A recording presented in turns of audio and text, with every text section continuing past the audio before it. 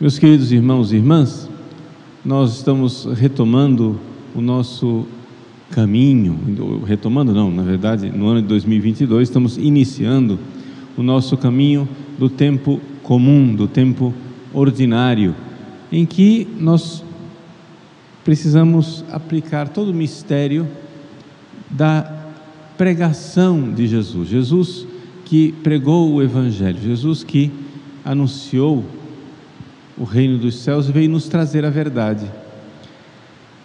Com a sua pregação, com a sua vida pública, depois do batismo, Jesus inicia a derrotar o inimigo, Satanás. E o evangelista São Marcos, ele mostra isso através dos 3 primeiros episódios do seu evangelho. Através dos 3 primeiros episódios, ele mostra que Jesus vai diretamente na batalha para curar o homem. Primeiro, o que é que Jesus faz?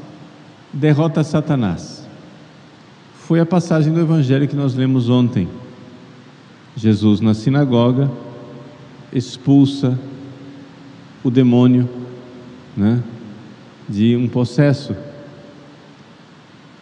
Uma vez que Jesus derrota Satanás, agora ele tem que curar a mulher, que é o episódio de hoje, a sogra de Pedro, e o homem, que vai ser o evangelho de amanhã, a cura de um leproso. Por que é que São Marcos coloca as coisas assim? Porque foi assim que aconteceu a tentação, foi assim que aconteceu a entrada do pecado no mundo. Jesus vem para nos libertar do pecado, então ele tem que fazer o inverso. Como é que o pecado entrou no mundo? Número 1, temos que lembrar sempre, o pecado é uma invenção angélica. Foram os anjos que inventaram o pecado.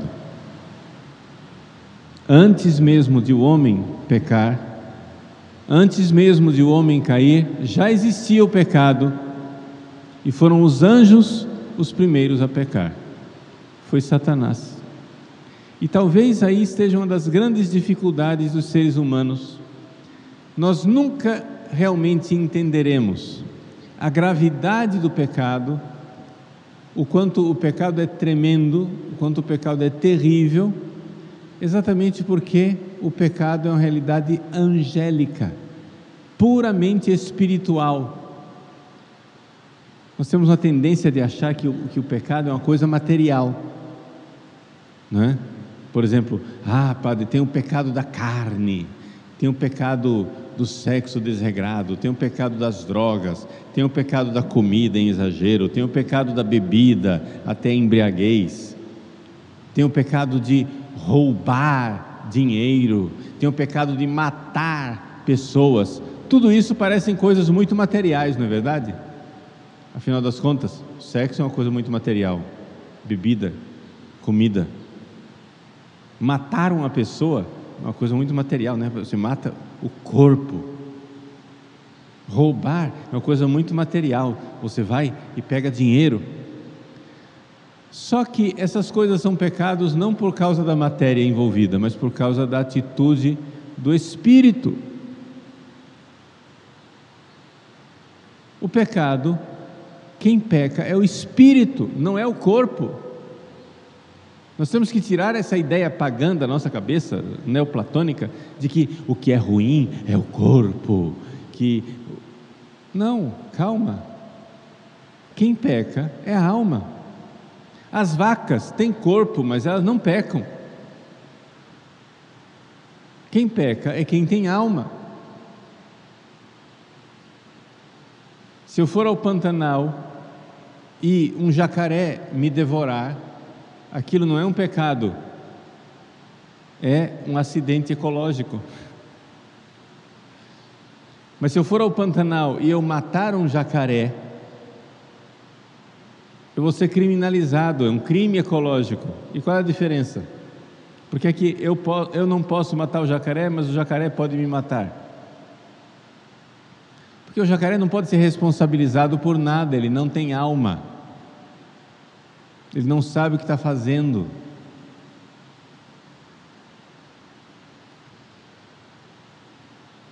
O ato sexual entre a esposa e o esposo, realizado em santo matrimônio, aberto à vida, é aparentemente idêntico ao ato sexual de um adultério, de uma fornicação, de uma prostituição. O ato, materialmente falando, é idêntico. Mas por que que um é pecado e o outro não é pecado? Não é por causa do ato em si, é por causa do espírito com o qual esses atos são realizados. O ato sexual de um santo matrimônio aberto à vida é diferente do ato da fornicação, que é diferente do ato do adultério, que é diferente do ato da prostituição. São pecados diferentes, enquanto o ato do santo matrimônio não é pecado. Então quem é que peca? Quem peca é a alma. Quem peca é a alma. O corpo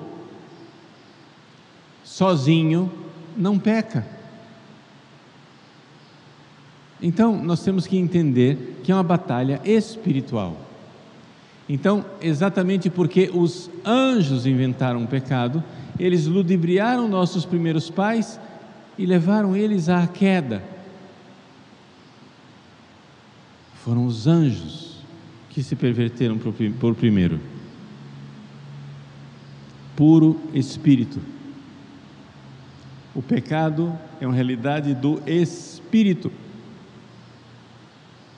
E então seduziram a mulher. Foi a primeira a ser seduzida, Eva. Jesus então, no evangelho de hoje, cura a mulher, né? No evangelho ele entra na casa de Simão, aproxima-se da sogra dele, segura a sua mão, ajuda ela a se levantar e a febre desapareceu. E começou a servi-los. Os santos padres veem nesta febre da sogra de Pedro a realidade febril da mulher ser muito levada pelas paixões, pelos sentimentos. Então aqui é o corpo que tem os sentimentos e as paixões, que faz com que a alma, né, termine caindo nesta fraqueza, fique de cama, essa debilidade, a alma fraca, o corpo, né, tomando conta de tudo, porque a alma que peca, é ela quem peca, resolveu deixar o corpo dominar. Mas a culpa é da alma, não do corpo.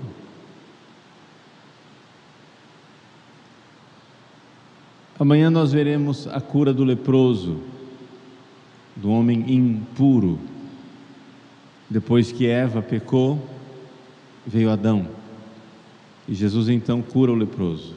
Então nesses 3 episódios nós vemos Jesus fazendo o contrário daquilo que fez Satanás. Primeiro Satanás pecou, depois levou a mulher ao pecado, depois levou o homem ao pecado. Jesus então expulsa o demônio na sinagoga, cura a sogra de Pedro, mulher, e então cura o leproso, que é um homem, e ele começa assim, inaugura assim a sua missão. Ele começa então a sua luta contra Satanás, deixando com muita clareza que ele veio para desfazer o reino que Satanás instalou nesse mundo, para pregar o reinado de Deus. Mas para isso é necessário conversão, mudança de mentalidade. Mudança de mentalidade onde nossas almas enxergam a verdade de Deus e abandonam a mentira de Satanás.